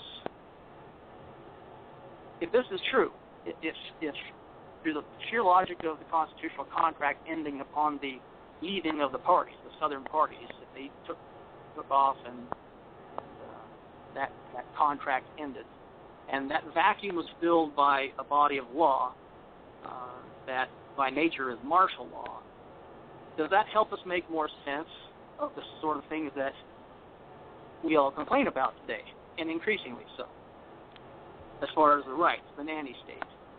Yeah, I think those are totally legitimate questions. I mean, right now, we're basically questioning whether or not the constitutional contract is even still in place. Do we have that protection from the Bill of Rights still? If all this did in fact happen, and it obviously did, and then on top of that, as far as my knowledge of martial law, doesn't martial law suspend your rights in the Constitution? Am I correct in that? Yes, but the thing is on top of that, the Constitution went bye-bye anyway. And so one of the questions that begs itself is that, if the Constitution went away, then so did the power of Congress or the President to do anything. It's as if all of a sudden the northern states became their own little club, and the southern states became their own little club. And the northern club decided to go up and beat up the southern club just because they could. But there's no legitimacy to it. And so even the notion of the Lieber codes being put in place under those circumstances smacks of itself being just like a Jedi mind trick. You know, it's like saying, I declare this to be true, even though I don't have any power to do it. I declare this to be true, and this is what we will live by. This is how you will be ruled. But you know, physical force is really the right thing, and that's basically how the Civil War ended. Actually, after the Civil War, the military area, I mean the southern area, I can't call them states anymore because their political self-determination was extinguished. The whole area was turned into 5 military districts that Congress, so-called Congress, was dictating over. And Andrew Johnson was vice president for Lincoln during the war. He actually didn't want to go beat up the South anymore. He thought they'd had enough, but the radical Republicans in Congress wanted to give them more. So one of the things that the radical Republicans wanted was to fix the problem of citizenship for the former slaves. And they put together the 14th Amendment, which was not put into force, to create citizenship and protection for former slaves in law. Because they couldn't get that prior to the Civil War. They couldn't get it without the constitutional amendment. And what was the problem with the 14th Amendment? I know we've had a lot of conversations about it, but what were the limitations that were put in there in the 4th Amendment, or 14th Amendment? Well, there's a case called the Slaughterhouse Cases from 1872. It was the first time the Supreme Court had an opportunity to basically inform the public what the 14th Amendment was about and who it applied to. And it was brought to the Supreme Court by a bunch of state citizens from Louisiana. And the nutshell of the decision, I fully recommend everybody to go read the Slaughterhouse Cases themselves. But the nutshell of the decision was that you folks are state citizens and you are not eligible to invoke the 14th Amendment.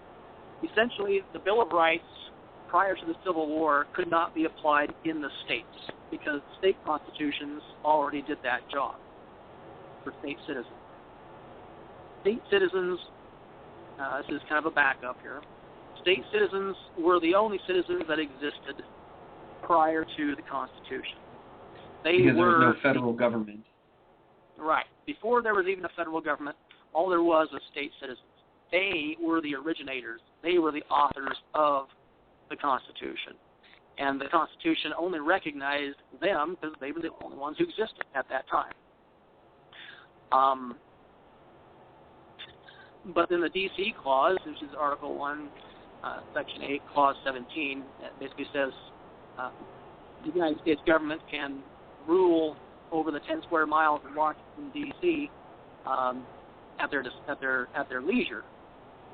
And that's just the way it is, and that's how it actually works in Washington, D.C. A lot of people complain about all the abuse they get in Washington, D.C., but it's simply because as citizens of a federal landscape, and that's what Washington, D.C. is, it is utterly federal. There's nothing state about it.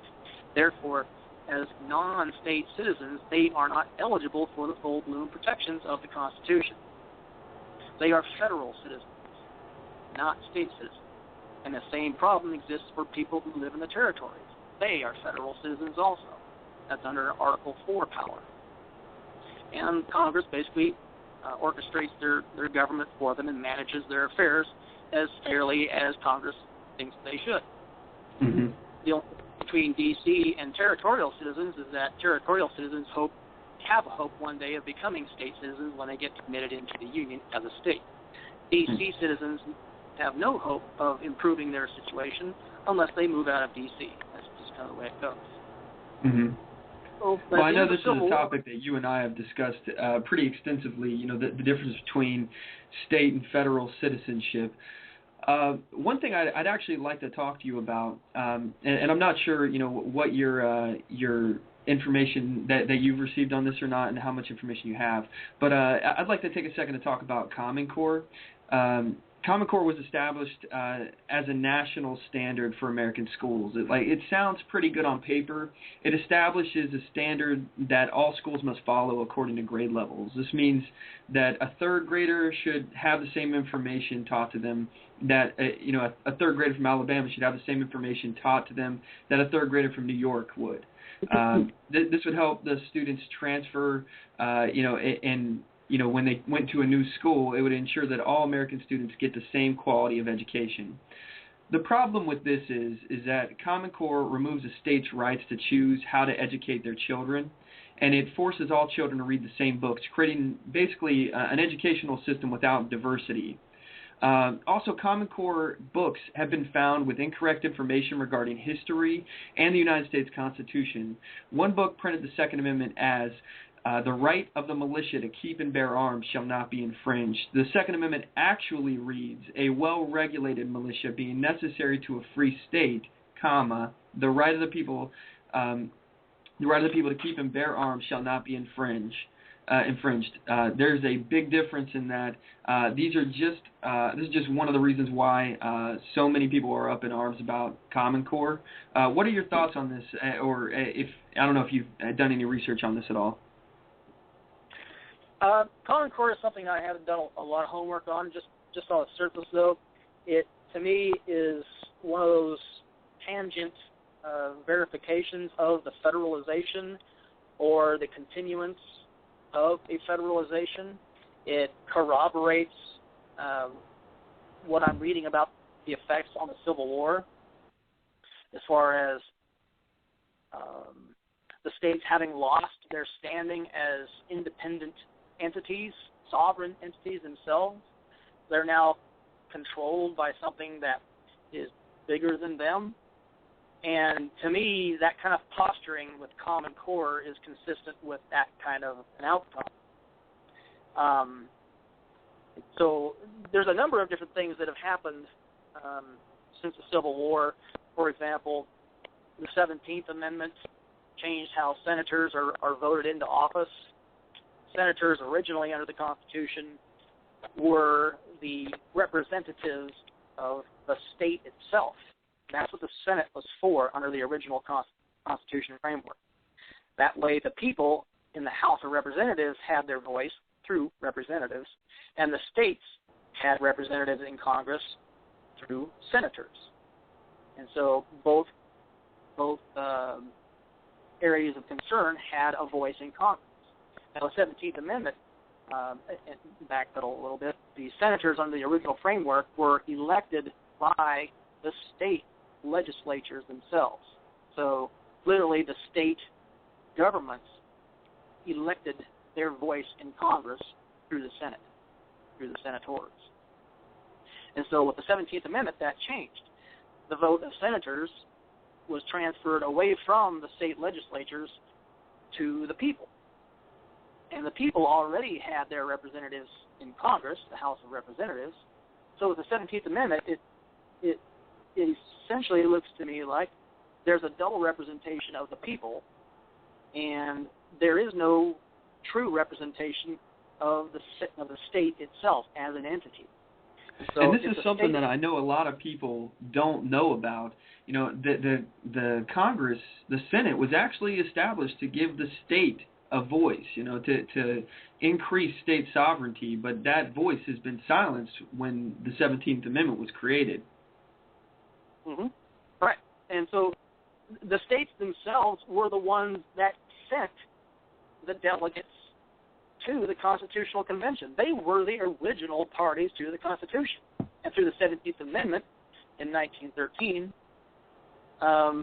the voices in the state legislatures themselves were no longer being expressed by the senators of Congress, because the senators of Congress were voted in by the people directly, in the same way that the House of Representatives were voted into office. So there's a double representation of the people, and the representation of the state itself disappeared through the 17th Amendment. And so, man, that's pretty crazy. We'll go ahead and take a break real quick at this point, and we'll be back with more with Ben Philo.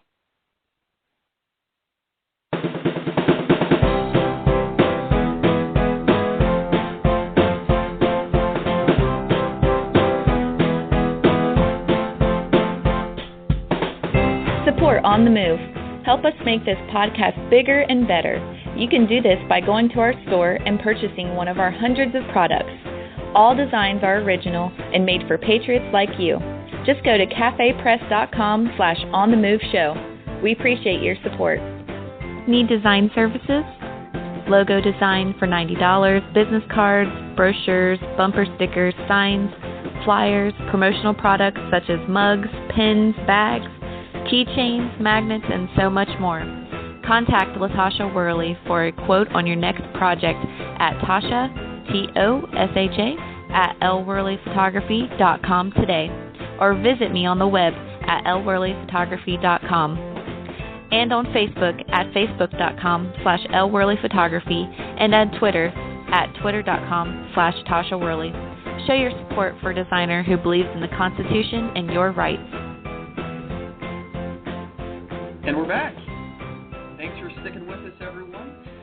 We have covered a lot of information today. We've been talking about the growing nanny state. We have discussed many issues. We've talked about how they have went and banned our soft drinks, how much we can drink at one time of sugary drinks. We talked about 1920 style prohibition of alcohol. We talked about the American war on drugs. We talked about a lot of other different things like that they're trying to ban. Like, for example, they're banning old wood stoves. And, we also talked about how they now are telling us what we can do with our own property. They are telling us what we can put into our own body. They just banned trans fats. And, we're seeing a pattern of what they're doing over and over to remove our rights and our individual and state sovereignty. We were just talking about Common Core for a second, and we were talking about how it's following this pattern of where the government is expanding more and more, and they're trampling the Constitution, individual and state sovereignty. I have a speech here from a very eloquent student, and he was discussing Common Core. I'm going to go ahead and play that for you right now. In a mere 5 minutes, I hope to provide insightful comments about a variety of educational topics. I sincerely hope you disprove the research I've compiled. Here's the history of the Common Core. In 2009, the National Governors Association and the Council of Chief State School Officers partnered with Achieve, Inc., a nonprofit that received millions of funding from the Bill and Melinda Gates Foundation. Thus, the initiative seemed to spring from states when in reality it was contrived by an insular group of educational testing executives with only 2 academic content specialists. Neither specialist approved the final standards, and the English consultant Dr. Sandra Stotsky publicly stated she felt the standards left students with an empty skill set lacking literary knowledge.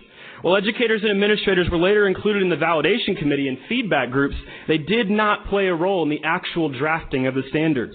The product is a, quote, rigorous preparation for career and college, yet many educators agree that rigorous is a buzzword. These standards aren't rigorous, just different, designed for an industrial model of school. Nevertheless, Common Core emerged. Keep in mind the specific standards were never voted upon by Congress, the Department of Education, state or local governments, yet their implementation was approved by 49 states and territories. The President essentially bribed states into implementation via Race to the Top, offering $4.35 billion taxpayer dollars to participating states, $500 million of which went to Tennessee. And much like No Child Left Behind, the program promises national testing and a one-size-fits-all education because, hey, it worked really well the first time. While I do admire some aspects of the course, such as fewer standards and an emphasis on application and writing, it's not going to fix our academic deficit. If nothing else, these standards are a glowing conflict of interest, and they lack the research they allegedly received. And most importantly, the standards illustrate a mistrust of teachers, something I believe this county has already felt for a while. I've been fortunate to have incredible educators that open my eyes to the joy of learning, and I love them like my family. I respect them entirely, which is why it frustrates me to review the team and Apex evaluation systems. These subjective anxiety producers do more to damage a teacher's self-esteem than you realize. Erroneous evaluation coupled with strategic compensation presents a punitive model that, as a student, is like watching your teacher jump through flaming hoops to earn a score. Have you forgot the nature of a classroom? A teacher cannot be evaluated without his students. Because as a craft, teaching is an interaction. Thus, how can you expect to gauge a teacher's success with no control for students' participation or interest? I stand before you because I care about education, but also because I want to support my teachers. And just as they fought for my academic achievement, so I want to fight for their ability to teach. This relationship is at the heart of instruction, yet there will never be a system by which it is accurately measured. But I want to take a step back. We can argue the details ad infinitum, yet I observe a much broader issue with education today. Standards-based education is ruining the way we teach and learn. Yes, I've already been told by legislators and administrators, Ethan, that's just the way things work. But why? I'm going to answer that question. It's bureaucratic convenience. It works with nuclear reactors. It works with business models. Why can't it work with students? I mean, how convenient calculating exactly who knows what and who needs what. I mean, why don't we just manufacture robots instead of students? They last longer and they always do what they're told. But education is unlike every other bureaucratic institute in our government. The task of teaching is never quantifiable. If everything I learn in high school is a measurable objective, I haven't learned anything. I'd like to repeat that. If everything I learn in high school is a measurable objective, I have not learned anything. Creativity, appreciation, inquisitiveness, these are impossible to scale, but they're the purpose of education. Why our teachers teach, why I choose to learn. And today we find ourselves in a nation that produces workers. Everything is career and college preparation. Somewhere our founding fathers are turning in their graves, pleading, screaming, and trying to say to us that we teach to free minds. We teach to inspire. We teach to equip. The careers will come naturally. I know we're just one city in a huge system that excitedly embraces numbers. But ask any of these teachers, ask any of my peers, and ask yourselves, haven't we gone too far with data?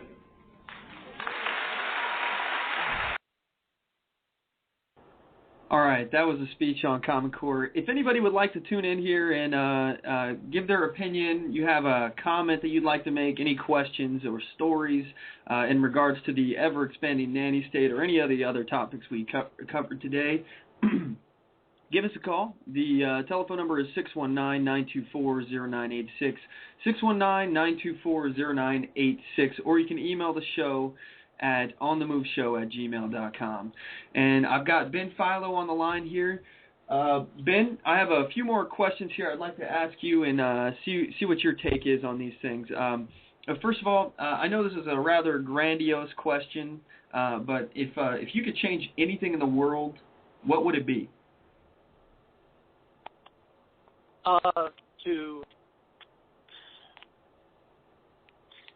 To reword the Constitution so it wasn't so easily meddled with.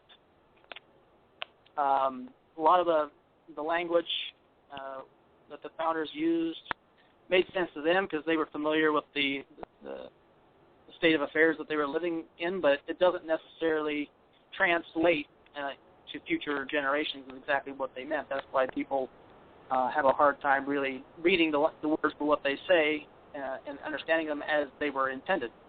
And so that's why studying case law becomes so important. And having a chance to read founding documents in school is so important. I agree.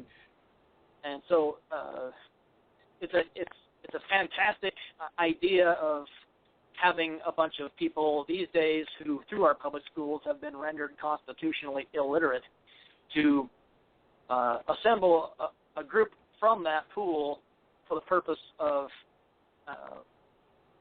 making the Constitution clearer in terms of its original intent and fixing some of the problems that were penned into it right out of the gate, which was specific to slavery and a few other things. We have evolved morally, I think, quite a bit since those days. Slavery is no longer a tolerated thing, and I think the Constitution could be reconfigured through an amendment process if it still existed. On top of that, to reinstitute it, if nothing else, to reinstall the Constitution. You're talking about a reaffirmation of the Constitution, basically, and you know we could do that through means like the Article 5 of the Constitution, the State Convention. You and I have talked about that in the past, right? Well, again, that presupposes that the states themselves exist. Yeah, and we keep running into this paradox, you know. If the government is illegitimate, how do you legitimately install the government? Yeah. Well, in my opinion, you would have to do that through, voluntarily entering into this, and we'd have to do it through the states. Maybe there is no state citizenship at this point, but at this point, there's not a whole lot we can do without rebooting the system from the beginning and starting over. If the Constitution isn't legitimate, we have to reaffirm its legitimacy. But hey, I have a teacher on the line here. Her name is Christy. She's calling in from Oregon. She'd like to give the teacher's opinion on Common Core. How you doing, Christy? Pretty good. How are you? I'm doing good. I'm not sure what your opinion is on this, so go ahead. What do you have to say on Common Core? Well, you brought up some really good points that, I'm in getting my master's right now, and we are not even taught a lot of these things about the Common Core state standards. But I was listening in on how they are incorrect, and if they're incorrect, we in teaching social studies or anything, we need to fix that. That is a big thing, and we need to make sure that our students today actually learn everything correctly. They cannot learn the Constitution incorrectly. It is part of America, and so we need to make sure to instill the Constitution the way it's written to our students. I agree. I appreciate it. And what do you think about the federal government stepping in and telling states how to educate their children? To be honest, I'm not exactly sure. I do like the idea that a person from, Oregon can go to New York or wherever, and this elementary student will be able to not be behind. They'll still be learning stuff. It won't be like they're learning something completely different. And that was a big issue that we were having, was every state had different standards so that kids would be confused if they moved from state to state. So I do like that aspect of it, but I do notice that Common Core state standards are unfortunately scripting a lot of our instruction. They're giving us tools that have to hit the Common Core state standards. Depending on what state you're in, you have to even check off when you actually teach every single standard and date the day that you have hit every single standard with all of your students. So I do not agree with that. I feel that we should have still some creativity in our teaching in order to teach the students. Yes, I do agree that we do need to be common in the fact that we have around the same standards, but we cannot take away teachers' flexibility. That's why I became a teacher, is because I had teachers who were amazing, and they were not scripted. They realized what every student needed, and then they planned their instruction accordingly.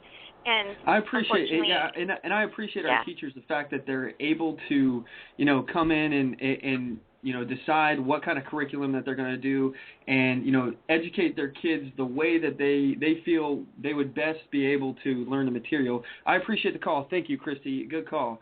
Hey, Ben, we have a caller here on the line. His name is Josh. He's got some questions and comments on education to me and you. Hey, Josh, you there? Yeah, hey, it's Cowboy Josh. Nice to be on again. I just had a question. I had heard that I know the sovereign states are supposed to regulate education. I also heard that I heard somewhere that the counties it was going to go by county to county originally is how it was set up. Can you guys shed any light on that? Are you referring to Common Core specifically, or no, state sovereignty? I'm talking about education as the founders thought, and from a constitutional perspective, kind of from that time period. What are your thoughts on this, Ben? Just originally. Is the floor mine? Yeah, it's all you, Ben. Yeah, I'm. Okay. I don't believe the federal Constitution had any provisions about education as far as developing the institution of it. It was a state sovereignty. It was a state-level concern. I don't think you're going to find anything about education in the federal Constitution. I do want to speak to Christy real quick, though. There is a law that can help her with teaching the Constitution if she's going to social sciences. There's a law called ORS 336.057 and 336.067. 057 literally requires public schools in Oregon to provide a class, courses of instruction is what it's called, on the Constitution for a minimum of 5 years. That is a law requirement. 5 years of Constitution class from the 8th grade to the end of high school. If you go into college, that standard continues. Please look that up. It's sitting there looking at us right now. It totally pushes aside the Common Core substandard standards that may affect social sciences as far as Constitution education goes. Anyway, I hope she takes a look at that. All right. Well, hey, Josh, I appreciate you calling in. That was a good question. As far as anything on the books for education, it's all determined by state laws. Now with Common Core, they're making it's a federalization of our educational system. It was never intended to be like this, and this was all supposed to be set up with the intent of states governing themselves. At this point, I'm going to go ahead and bring Jim back on the line here. He said he wanted to make a couple comments here. Hey, Jim, I got you on the line. I got about another minute or two for you to go, so feel free to make any comments you have with what you've heard today. Oh, yeah, this is great. Ben is talking about the Constitution as well as how our government has been enlarging itself and engorging itself on us. And next week I want to talk on the biggest engorgement project of all, which is the Federal Reserve. So I'll just pick up from there and keep on talking about how the government deceives us and keeps getting larger. Outstanding. Yeah, I look forward to having you on next week. I'll get in contact with you through email about the show next week. I haven't really decided what I'm going to have the topic on, but you can have whatever you'd like to talk about. That's fine. And I'll try to coordinate with you and do something related to that. But I appreciate everybody calling in and listening to the show. I really appreciate you guys, and thanks for tuning in. I had a really good time today, and that's the show for today. Again, thanks for tuning in. I'd like to thank my special guest, Ben Philo, for coming on to the show, and all of my listeners for calling in. Don't forget to check us out at onthemoveshow.com, here at blogtalkradio.com/onthemoveshow. Facebook.com/OnTheMoveShow, YouTube.com/OnTheMoveShow, and Twitter.com/OnTheMoveShow. And as always, know your rights, assert your rights, get on the move.